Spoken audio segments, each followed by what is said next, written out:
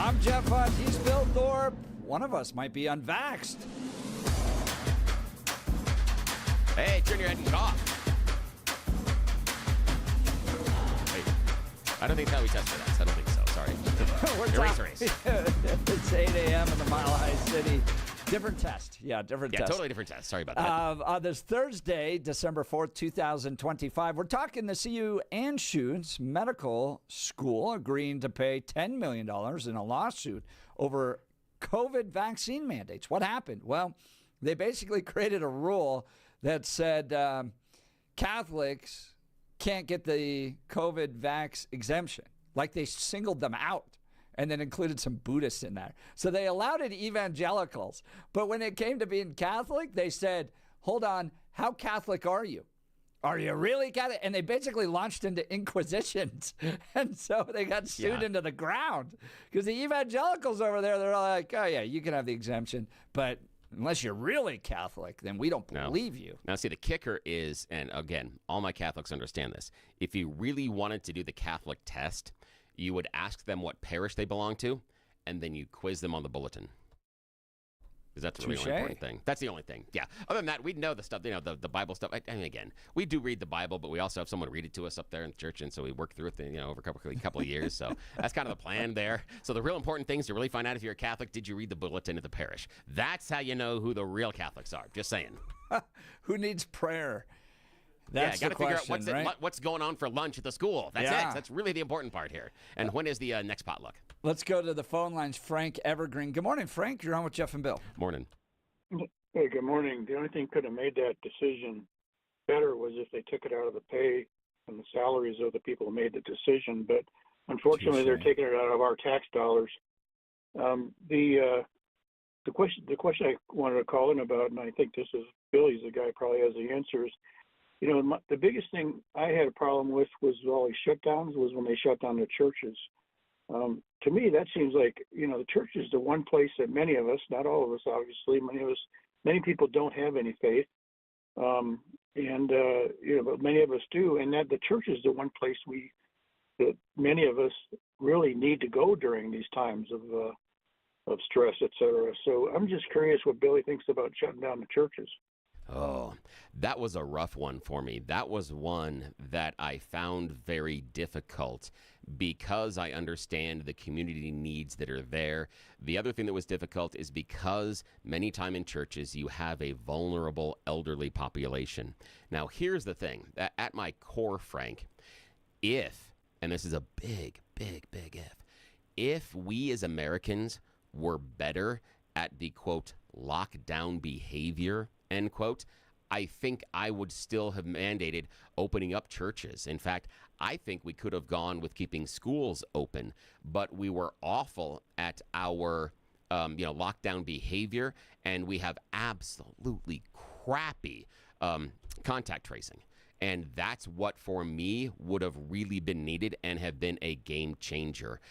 If I was going to be making the decision, Frank, it's easier for me to close schools and restaurants than it is for me to close a church. That's a really, really hard thing for me. And to take that out of someone's life, especially because I understand the idea that moms and dads were staying home, so maybe the kids staying home wasn't as much of a burden, but the education was absolutely a mess because they weren't prepared for it, and how it was executed was atrocious, and we lost learning. But churches were something that were needed. And I think that in my heart, I at least want to believe that individuals that go to church would have been really good at respecting some of the ideas about social distancing, washing your hands, wearing a mask, because the masks were about if you're shedding the virus. It's not going to prevent you from inhaling it from someone else, but it's if you're sick, you don't shed it to the people around you. And if we could have had parishes, maybe they do more services over the course of the week. If they do smaller services, I think that there were angles for it. But that was one that really hurt me. And I felt, in all honesty, Frank, between you, Jeff, myself, and the audience, I felt that was a big change in the society's approach to those lockdowns, that I saw things in my own mind turn, The restaurants were one thing as far as businesses closing and kids staying home. But when we took away the church community, I felt there was a much larger groundswell against the lockdown. And personally, I think it was a mistake on how it was executed, a big mistake. But what are your opinions, man? Well, notwithstanding what you just said, your guest said earlier today that the only old people that died were the ones that Cuomo put in the homes or whatever. But the thing about older folks, you know, I'm a regular churchgoer myself. Yeah. And I'm an older folk too. And this the Sunday Mass is probably, it's the high point of most of our week. Especially older folks who can't, you know, it's a major effort to get out. In some cases, not mine, thankfully. So anyway, you know, I think it's, I don't know, I think it was particularly hateful, to be honest with you. And, you know, especially the older folks who were, you know, even older than me, I guess, you know, who really look forward to that Sunday Mass to get right with life, et cetera. And Frank, part of the complication in this whole equation is once you start doing it, it's got to be blanket, and then you starting to get into questions of like hospitals, other ministries, like say the Denver Rescue Mission. Is that a church? How about Catholic Charities? Right? It's a huge can of worms that if you're like, all right, we're going to stop people from meeting together, what does that mean? And so during that time, Jared Polis was hosting a weekly conference call with pastors, right? But we were all poised. I was running a think tank at that time, and then all of the legal religious organizations that like protect religious freedom, think Jack Phillips, those types of people, they were on those calls poised, because if Jared Polis is going to keep Home Depot open, but then shut down your local Catholic church, but then keep Catholic Charities open and Denver and how is he picking and choosing? And is he going to start to violate religious freedom? I mean, it is such a huge can of worms. You can't do it. You just can't do it, because you're going to end up with lawsuits, and you're going to end up in court, and you're going to end up having to pay. So, Frank Evergreen, sure appreciate the call. Thanks so much. Let's now get to news and comment with Blake Olson. Blake Olson. Blake Olson, news and comment.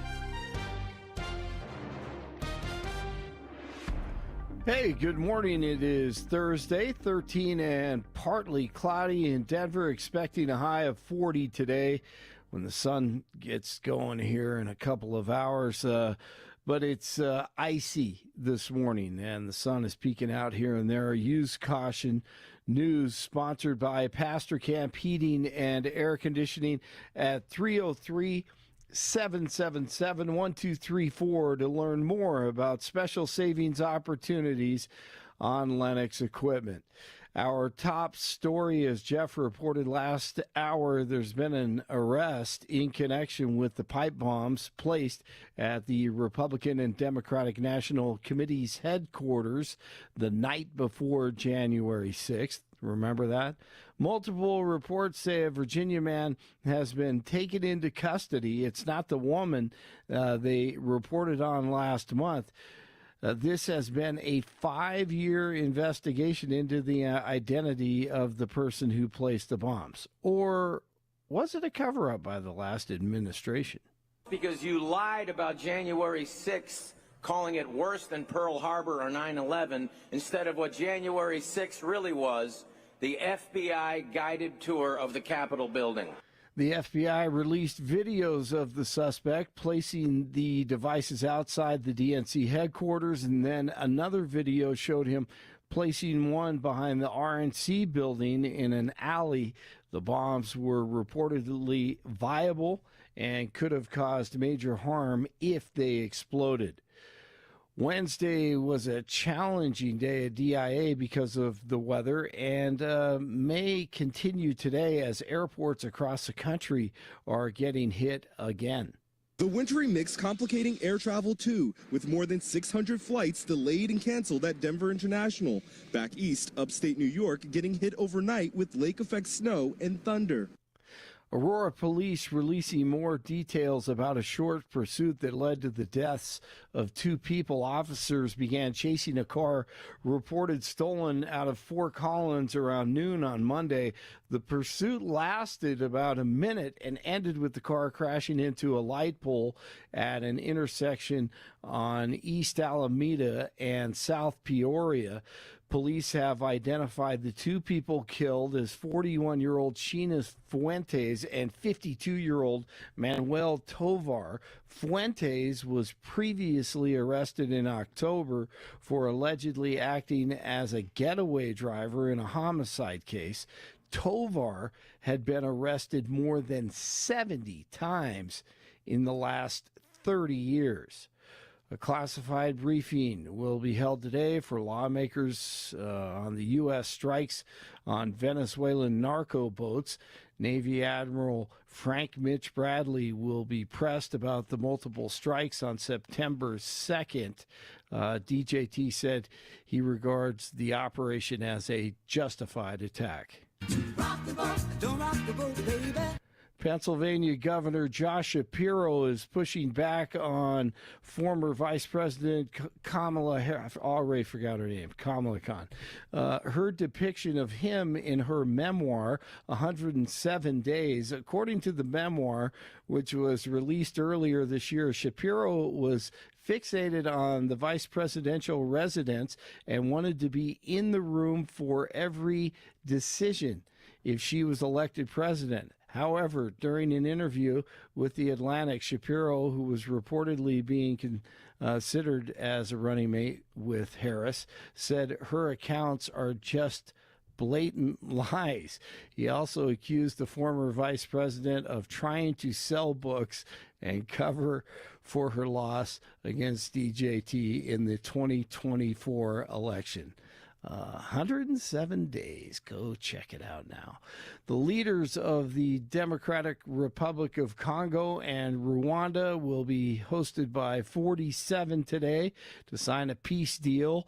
The 2 African nations have been fighting for years. In June, the foreign ministers of each country signed a preliminary peace deal and an economic pact drawn up by the U.S. at the White House. Nuggets at Indiana last night. Murray off the screen. Wanted to step back and now steps back. Left that short and it bounces in. Jamal Murray hitting everything. 10 3-pointers and a team high 52 points. The Joker had 24, 13, and 8. 135-120. The final. Nuggets are 15-6. Broncos continue preparation for the Raiders on Sunday. Can't have a letdown. No letdowns. The Raiders are horrific. And there will be more Broncos fans at that game in Vegas. What if we lose? Oh, that's a nightmare. That is a nightmare, and it's a nightmare for the playoffs. There is something that is behind the scenes in this matchup with the Raiders that is really important for the Broncos' seeding heading into the playoffs. Yes. And what this is, just for the Jeff and Bill listeners, I know Blake already knows this, is it has to do with whether or not the Patriots or us, per chance, could be the number 1 seed. Right. And let's assume we have the same record. One of the tiebreakers that's super important in that scenario is head-to-head against shared opponents. Right now, we are undefeated against shared opponents that we have in common with the Patriots. The only question mark right now is the Raiders. The Patriots have beaten all the similar teams, but they have lost to the Raiders. If we win against the Raiders, we're 6-0 in head-to-head matchups, and they're 5-1, giving us the tiebreaker, which could be the number 1 seed in the playoffs. So this matchup against the Raiders is vitally important to playoff seeding. So all Bronco fans out there, they're like, oh, we just need to do it. No. This is important. This game absolutely matters if we're serious about the playoff chase. It absolutely does. No question. You have to look at it like it's a Super Bowl. You really going into this one. Yeah, and you have to look at it like they're the best team in the NFL. You have to look at it like you're playing the Patriots. Yes. So this you need to make this a statement win. That doesn't mean putting 42 on them, but it means taking care of business. Yeah. You're the best. NFL tonight, the Lions play host to the Cowboys. This game is going to be a great one tonight. The Lions and the Cowboys, because they both are on the outside looking in, and they both, have, could be there. They could be a team that could go deep into the playoffs. And they both look really good at times, and then look completely lost at other times. Exactly. Yeah. So this could be a lot of fun. That Dallas defense when they were here in Denver. Oh my gosh, they look like the Raiders. Yeah. Yep, and then there are other days doubt. they show up and you're like, wow, how many All-Pros they have on that team. Yeah. Exactly. Yep. And same thing, you never know with Dak Prescott. Who's showing up? Yeah. Yep. Oh, man. Boy, this is going to be fun. All right. Let's rock the boat. 11 in Parker, 12 in Westminster, 13 in Denver. You're waking up with Jeff and Billy. Blake Olson, News Talk, 710 KNUS. Be on the lookout for some limited visibility and areas of fog to get your day started. After the fog burns off, becoming mostly sunny, highs mid to upper 30s. Fair tonight, teens and 20s. Mostly to partly cloudy, upper 30s to near 40 on Friday, near the mid-20s Friday night. Mostly to partly cloudy Saturday. During the course of the day Saturday, there will be a chance of snow showers, as tonight, Friday, and Saturday, there will be snow in Colorado's mountains, with a few snow showers reaching the plains. Meteorologist Don Day in the 710 KNUS Weather Center.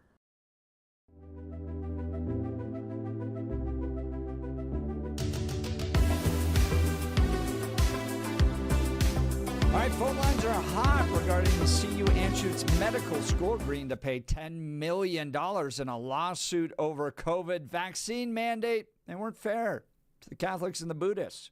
Evangelicals, they got the opt-out of having to, but if you were Catholic, you had to prove it. Really?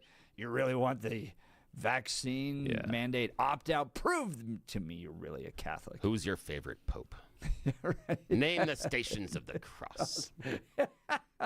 Yeah, and as Matt Lamb, who joined us from the College Fix, pointed out, a first-year law student could have helped CU Anschutz get around this problem. Yes, they could have. Let's go to the phone lines. Mary, Wyoming. Good morning, Mary. You're on with Jeff and Bill. Morning, Mary. Hey, good morning, you two. What I wanted to address was the people don't remember all the history of the vaccines. When we had COVID, a lot of, it was the older ones that, I would say older 50s, that did not want to take the shot. We remember what happened in 1990. It seems the government and the pharmaceuticals every 20 years come up with a mandate of having to take vaccines. In the 1990s, if you were a health worker, a restaurant, bartender, server, you had to get a health card. That health card required that you take 3 vaccines to be able to get that card. When that happened, people have a tendency to forget the government had to halt it because so many people came down with Guillain-Barré. I was one of those. I had to get the shot because of the job that I was working with. Prior to that, government said I needed to, take pneumonia shots or whatever else. I took them all. I believed in that. But after that, and then when COVID came, it was like there was no way. And I got COVID. I got COVID in March of 2020 at the height of it. One of the community members here gave me a hug in front of the post office. Turns out he was the first one in the newspaper diagnosed with COVID. I didn't know that because I was home fighting for my life. I refused to go to a hospital.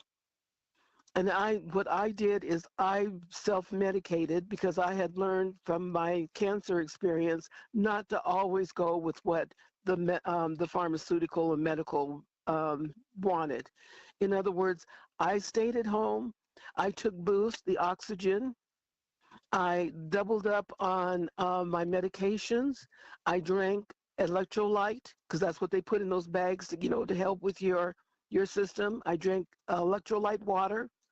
And for 3 weeks, and I almost died because, hey, I was COVID's a poster child. I was black. I was 80.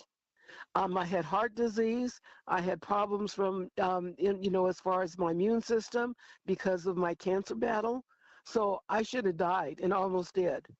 So I'm trying to say, would I take another shot that the government, the pharmaceutical comes, when in 2040 they come up with another epidemic to go ahead and take shots for? No. Now, Mary, I understand some of the distrust based in the 90s, but where does the other distrust as far as, the vaccines come from?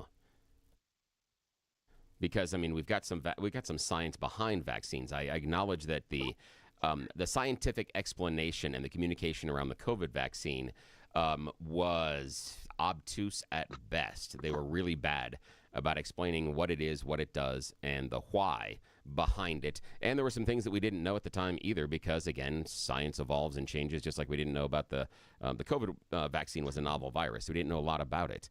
So do you distrust all the vaccines, or is it just new ones? I'm just trying to, No, not just, and not, I have a history of taking all the others, and including at my age, I take the pneumonia shot. So no, there are, I do the tetanus.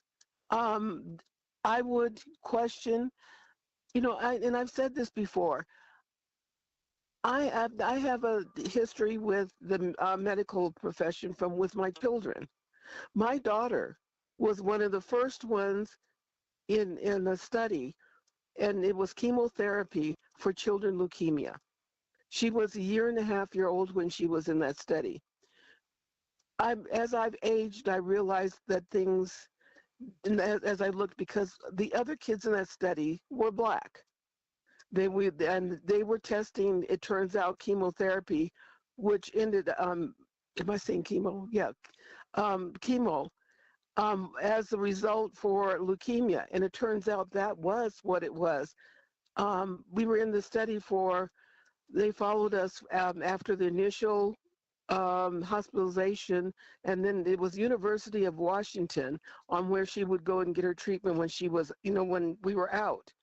That was when it was in Washington State, and I'm saying that at first I thought it was because it was all black kids. I'm sure now that I've matured, though there's probably other studies with chemotherapy with other groups.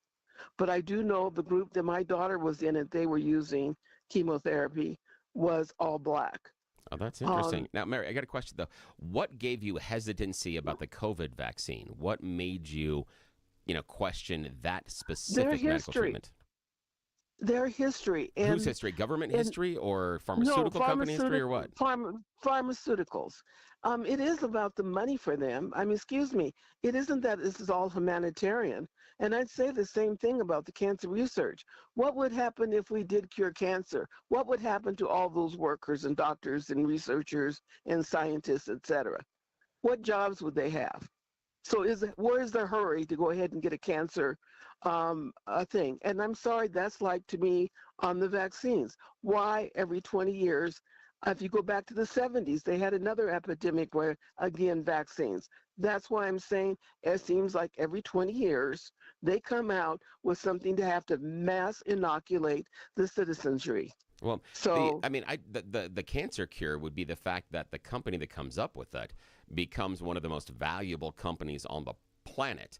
And so, again, I understand the idea that you're saying that it is the greed motivator that prevents them to getting to the cancer cure, but I would argue that the payoff for having the cancer cure, that's the even larger greed payoff. That if you're chasing the giant pile of money, then you chase the giant pile of money. Bill, they have pretty much a cancer cure. When I went through my stage 3 cancer, I didn't go the normal way. I chose to go outside the box. And when I did, and all the things that I did, the acupuncture, the diet, the change, as I've shared on the show, all of that, the things that I did, the meditation, all of that, guess what? When I got through with mine and and it seems it's like 5 years seems to be the point. In other words, after my 5 years, guess what? All of a sudden there were cancer hospitals. And what were they doing? Acupuncture, food change, all the things that I looked at the studies around the world, from Sweden, from Germany, from England, all those studies that go into how they started defeating cancer. And in other words, then like I said, the cancer hospitals come up and it's like, where were they? Because my PP medical paid for nothing except for when I'd go to the oncologist for a checkup every 3 months, and she'd say, I don't know what you're doing. I don't care to know what you're doing, but whatever you're doing, keep on doing it. Yeah, that's great. And it's a wonderful story, and I'm glad that it worked out for you. And yeah, and I think that's part of what we were doing, especially even through the COVID vaccine, and the COVID lockdowns, is that we needed to look more into what other countries and other medical research were doing and finding at that time. And I agree with you that the U.S. does not have a control on everything that is correct as far as science. And one of the advantages that I put into the scientific community is the fact that these studies and these vaccines, these medical treatments are tested worldwide. And so the idea that there is this giant cabal that controls things, well, they can't control all the medical research from all the institutions and all the people around the world. That's just not possible. There couldn't be a conspiracy that large. But I guess, Bill... Wait a minute. He's so strong about ivermectin and et cetera. Then he needs to look at it worldwide, because Frontline has been doing, even after they have been following through with it. Yeah, but ivermectin doesn't work. They're starting to find out a lot. But no, there are tons of studies out there showing that ivermectin doesn't work at all as far as a preventative measure in COVID. There are tons it of helps. studies It helps. that No, are they've starting to come out showing it does. Mary, I go and I look at the research, and then I look at the people that review the research. I look at the peer reviews, and they're not. There's nothing there that's solid. There's nothing at all solid that shows ivermectin does anything preventative for COVID. Not a single thing right now. There are some possibilities for treatment for airways, opening it up when airways start to get restricted. There seems to be some treatment options there. Outside of that, doesn't do anything. I guess one of the questions... wonderful stuff with long COVID. Mary, one of the questions I have for you and for Bill is, and I heard this around COVID, is that what the U.S. government had done, particularly experimenting on black communities here in America, created a lot of distrust. Now you come out through all the COVID stuff where basically I think there's a lot of distrust. Mary, after what the black community has dealt with in this country around vaccinations, is there much trust at all in these government requirements? I can't speak for other black people, but I would say I think even white America should be concerned on how truthful the pharmaceutical is and what they do. When you have the designer, not the designer, what do you call it? The one who invented it, saying that what we were not a good idea. He advocated. I asked this exact question, and then the government steps in and shuts down Mary's phone. Mary, can you hear us still? Yeah, your phone's cutting in and out. Okay, please say that again. I said, the guy who invented that MRI, what makes it that the COVID vaccine what it is, he came out against that. He had never designed it or discovered it to be used as the vaccine, that there were other issues, especially that long-term that we're going to see. And we are seeing it. You're starting to see younger people have heart attacks, kidney issues, colon issues that never happened before. He said it was premature using that, and you know what I'm talking about, the MN, what is that called? MNRA. I know you know that word. Yep. Right. Yeah. He said it was too soon for us to use it and what it was going to do with our DNA strain.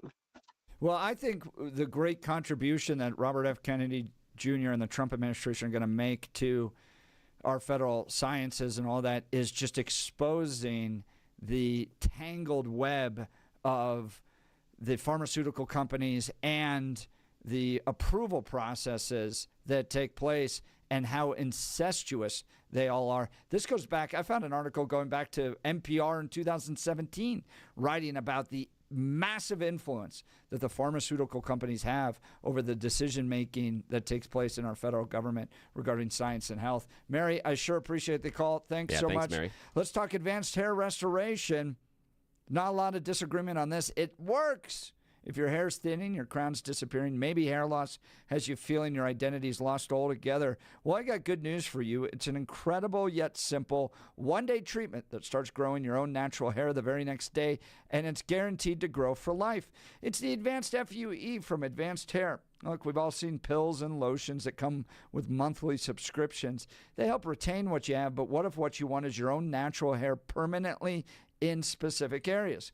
From Advanced Hair's state-of-the-art facilities to their world-class Dr. Tanya Pauls, it's not maybe your hair will regrow. It's guaranteed that your new hair will grow.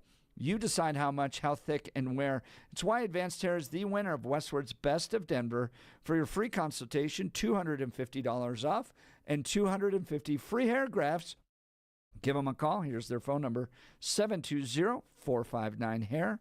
That's 720-459-HAIR, or visit them at advancedhair.com.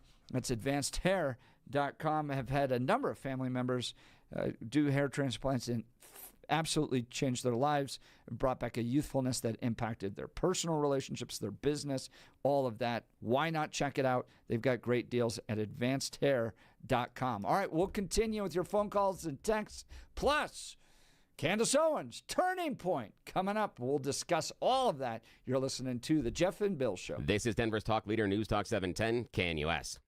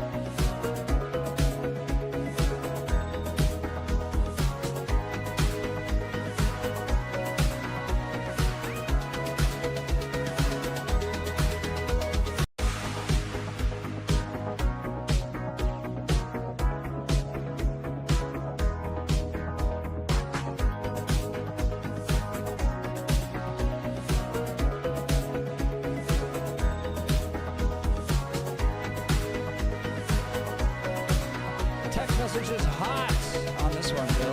Holy cow. They like debating with you. Yeah, they do. 720-819-5115 is the Dan Caplis Law text line. 720-819-5115, or give us a call at 303-696-1971. Bill, big day yesterday. Yes. Turning Point USA responding to a lot of the allegations from Candace Owens.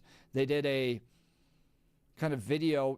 One of the producers of Charlie Kirk's radio podcast show gets on and responds to a lot of the allegations made by Candace Owens. Now, before you do the allegations and response, Yeah. were you surprised, one, at either how they did it or the method in which they did it? Were you surprised at all? I'm just wanting your, your first blush on it. Because you talked about suing them into the ground, and that's where I thought they were going too. So the way in which they chose to confront the conspiracy theories from Candace, I thought was interesting. Well, I think they're giving her some avenues out still, right? Okay, like, that seems fair. You get a producer from Charlie's show. It's not Erica, right? So you're still down on the totem pole. Yeah. And it's kind of working its way up. And at this point, Candace can go, well, we really can't. And some weird new conspiracy pops up, and off she runs on that. Because Turning Point's rejecting everything. Yeah, there's like everything wrong. She is saying, right? And so there's still an opportunity for Candace to go find another weird conspiracy theory to chase. I don't think she's going to.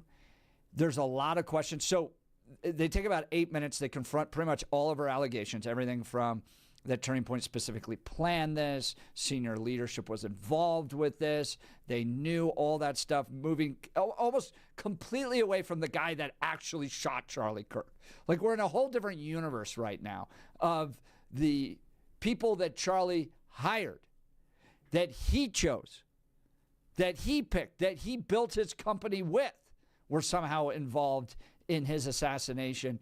And that's what we're discussing, not the actual perpetrator that's been arrested and trying to figure out why he did this, what type of influences did he have. No. We're into the realms of the senior leadership of Turning Point USA, which is completely false that they had anything to do with this. So they give her a chance to respond because they're going to host a live stream that they're going to invite her to. But people have pointed out to me that Candace Owens has turned down debates and opportunities to debate Ben Shapiro in the past, for instance, on some of her anti-Semitic beliefs. By the way, can I just take a moment to talk about this? Yeah. I posted my skepticism of what Candace Owens is saying on my X account. The fact I just don't believe her. And some of the harm that she's doing. And the weirdest, most rabid anti-Semitic posts have followed me over there. Like, you can't just disagree with Candace and what she's doing to Charlie and Turning Point. No, you're some fed Zionist influencer paid by the Israelis. It's disgusting, some of the comments that have been made there. So that whole sludge and swamp that follows Candace around comes with her anytime you disagree with her. All right, so Blake Olson's been watching all of her podcasts as well. I watched most of her response yesterday, which, by the way, her opening line was horrible when she goes, we had gone for the jugular at Turning Point. Maybe in light of what happened to Charlie Kirk, you don't use that as your opening line. But I don't think this is going to actually solve anything for Candace, because when Turning Point put out responses, she just didn't accept them. So I think you're going to have a big debate where it's not going to be good enough for Candace, and she's just going to continue to do this. Blake, what did you think? By the way, just since you mentioned it, there have been on a couple of occasions, and this is going to happen, Andrew Colvin a couple of times has used the jugular thing. Life is going to happen after the assassination, so I get it. I didn't even think about that. I thought her opening statement was great. Andrew Colvin is one of the producers also, which I thought was kind of interesting why he didn't do it last night. But as Candace said, maybe he was traveling or whatever. Blake Neff did the statement. And I agree with Candace. I mean, it sounded like, 15 to 20 attorneys wrote the thing, which is fine, whatever. I thought, I disagree with you. I thought she was spot on. I thought it was fantastic. And I think this is healthy. It's a great thing for Turning Point USA if they want to survive. And I think it's great for Candace. I mean, clear the air. The reason she didn't want to. Why? We haven't even had a trial. Well, I mean, Blake, these are all conspiracy theories. I get it. You could have the trial, and then all of a sudden we're like, wait a minute. What happened with that evidence? What happened with that video? With that security footage? With that picture? That doesn't make sense. And she brought up another good point, which I agree with her. This is what Charlie did. He asked questions. He went after the truth. And I do believe her that she is seeking the truth. Look, I realized, there were, I think, 500,000 people at one point watching that live, which is incredible on the internet. I don't even know what it is post. It's probably over 1 million views. I'm not sure. But if if you're getting over 100,000, 150,000, that's a big deal. And there are 300,000 watching her live. So people want the truth. They're seeking the truth. They believe her. She's authentic. What has she done that's provided any truth? Just asking. Asking the questions. I think what people have a problem with her, and I get it, man. She drives me nuts, a lot. I really didn't. I stopped listening to her for about 4 or 5 years. Not that because I disagree with her. I just, I didn't like listening. But as I watch her and listen to her, she's gonna rub people the wrong way, like she does you. She gives you headaches. But I have to be honest with myself.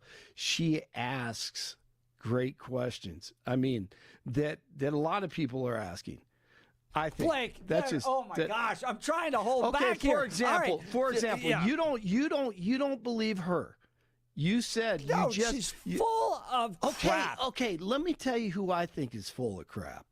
What's his name? The pastor, Rob, whatever. Rob, one of the pastors. The dad of Mikey, whatever. McCoy, Rob McCoy. Okay, I'm listening to his sermon, and I'm like, man, I don't trust this guy. I don't know if he was just, he was just stretching the truth, exaggerating or whatever, but I'm like, dude, I don't trust him. Candace is a personality and an influencer and a reporter. You could look at, you could take it from that perspective. He's on the pulpit, man. Blowing his son up like he's some hero, like American hero with blood all over him. He didn't do anything to try to help save Charlie's life. And it's true. He was on the phone a half a second after he was shot and walks the other way. There are tons of questions, just odd, weird things, man. I don't care. If my best friend gets shot in the neck, man, I'm down there I'm taking off my clothes, trying to stop the bleeding. I didn't see anyone doing that. I saw him moving him around, doing things that you're not supposed to be doing. And by the way, one of the questions was, the medics or whatever, they were right there with all the equipment following them. They denied the care. So I have more questions about them. I want Turning Point USA to survive, but these guys are, they are tanking big time. And, I kind of felt bad for Blake, who was reading this. It was uncomfortable. It was staged. It was attorney-esque. That's because they're going to sue Candace into the ground, and she deserves that is her to point. be. So why don't we just sue everybody? No, she is causing direct harm. Blake, she is causing direct harm to Turning Point. She was asking the questions, and all they have to do. Why can't the CEO come on there and say, "Look, I made a phone call because this donor was one of the best friends of Charlie Kirk. I mean, why?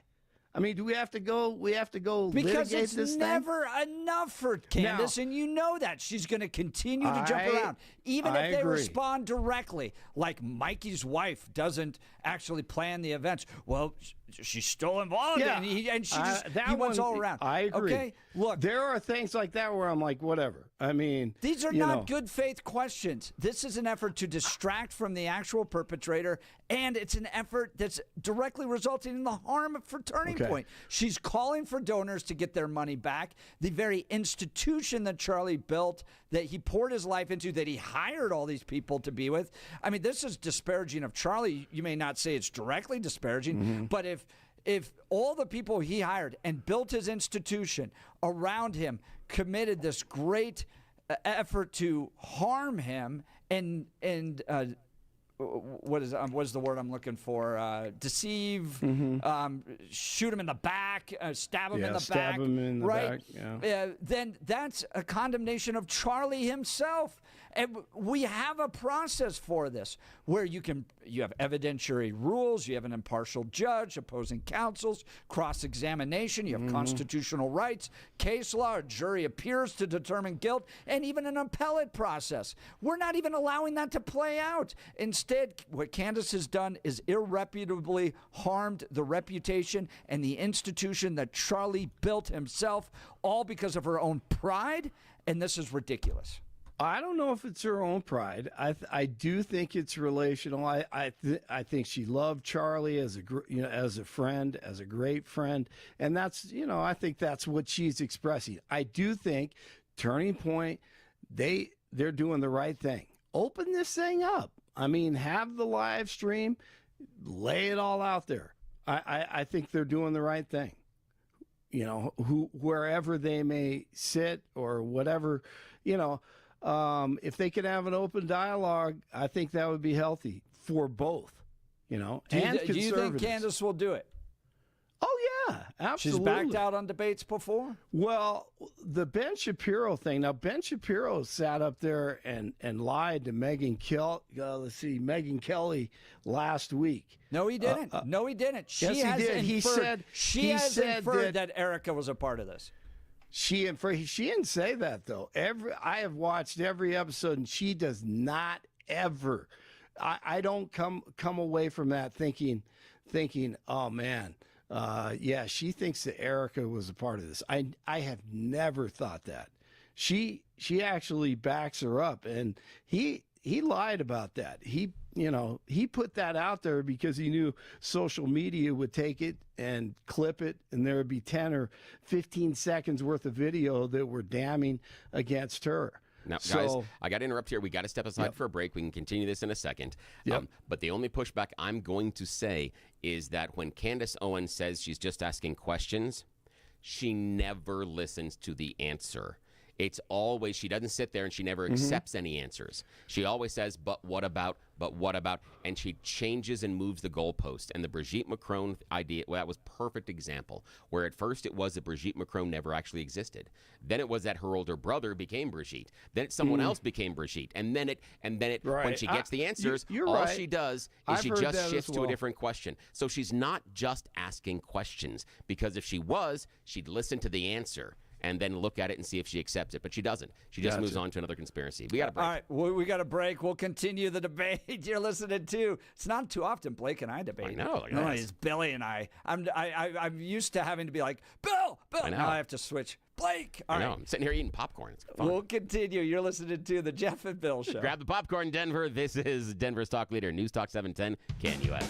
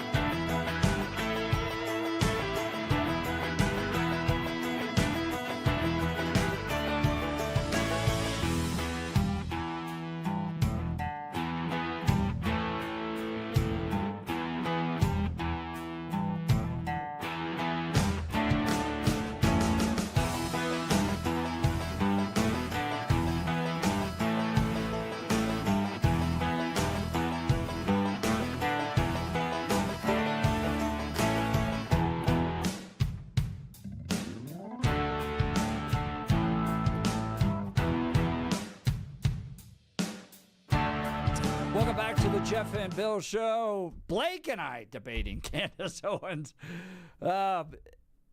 Look, I understand Candace's appeal. I put her on the stage of the Western Conservative Summit one year. All right? She was very good at targeting the left at one point and very effective communicator. I can't for the life of me figure out what she has said recently that has any validation. Anything about Macron, anything about Charlie, any of that stuff, right? We're off into la-la land, and she dances around so much and jumps all around that you can't follow any of it. I don't think she said anything of relevance at all that's been actually truthful. Prove me wrong. We'll continue. You're listening to The Jeff and Bill Show. This is KNUS.